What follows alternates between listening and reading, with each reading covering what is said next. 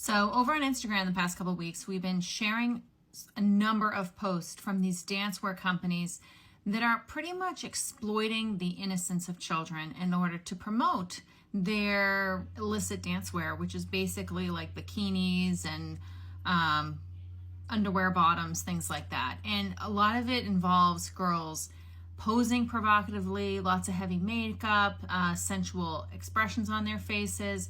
They're dancing sensually. And not surprising, as should surprise no one, including these companies themselves, is that there are many men following these accounts making sexual comments. And of course, if you look into some of these accounts, you'll find that these men follow other sexually explicit accounts. So it's not really anybody has to, go too far beyond their brain to understand why these men are following these accounts. So someone had shared this with me just earlier today, one of these posts, and down here, I hope you can read this comment. This person said, "What an amazing neck."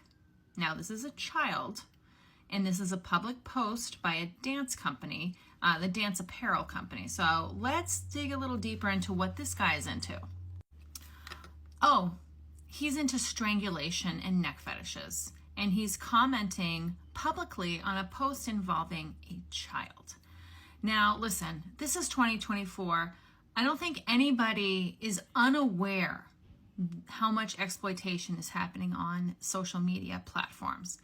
So you have to ask yourself, why would parents and these companies exploit children in this way and allow their children to be in such vulnerable positions where their images can easily be consumed, shared, downloaded, and collected by people who want to sexually abuse their children?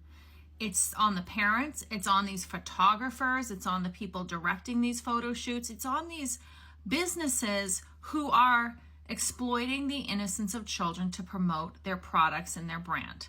And we've been calling them out on it, and for the most part, they're not responding.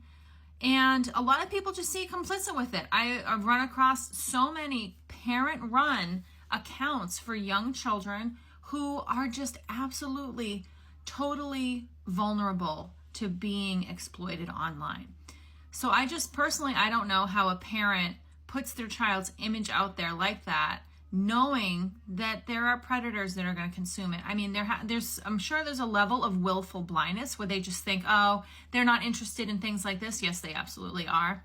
But also, too, it seems like their motivation is that they want popularity.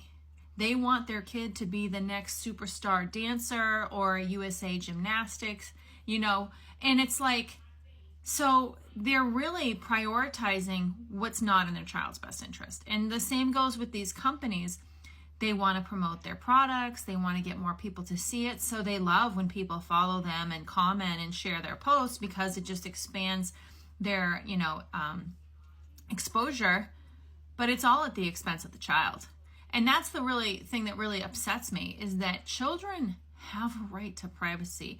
They have a right to not have their image be put publicly and have them be posed and, dressed in a way that puts them at risk of being exploited by predators. These kids are not even thinking about that. Why should they? They should really have very minimal knowledge of a lot of the stuff going on social media, especially if they're young. They shouldn't even be having access to social media.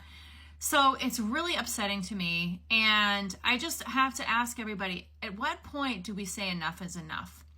We need to pull our kids off of social media. They should not be having social media accounts. On Wednesday, January 31st of this 2024, there is going to be a Senate hearing where they're going to have all the big CEOs of these social media companies testify in front of the Senate committee in terms of how much they're failing to protect kids, their mental health, their safety.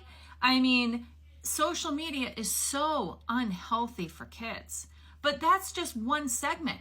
We also have a major problem with parents and families and people on the internet that put kids' most vulnerable moments out there for everybody to see and criticize. They stick cameras in their kids' face at their most sensitive moments.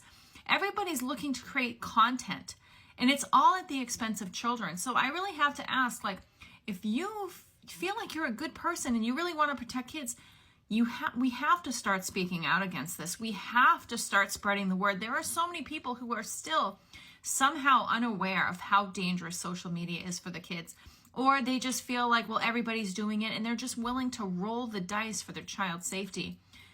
Kids have rights, but they only have rights if the adults in their lives will actually advocate for them and seek to protect them. And that's what we need. We need adults with common sense and morality and a conscience.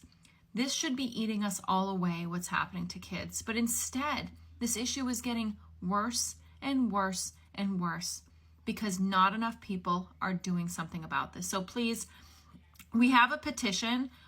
It's on our Instagram page. There's a link to it. Sign the petition. We need to boycott social media for kids. Kids should not be on social media. They say these apps are 13 plus. They're not. They are absolutely 18 plus. There is no way they can even create an environment that is even relatively safe for kids. It's not. This is an 18 plus platform. And so is every single other one that allows private chat and photos and other things. Take a stand. Educate people. Make comments on these posts. Let these people know it's not okay to exploit kids. They have rights. We, as the adults, have a responsibility to protect and advocate for kids.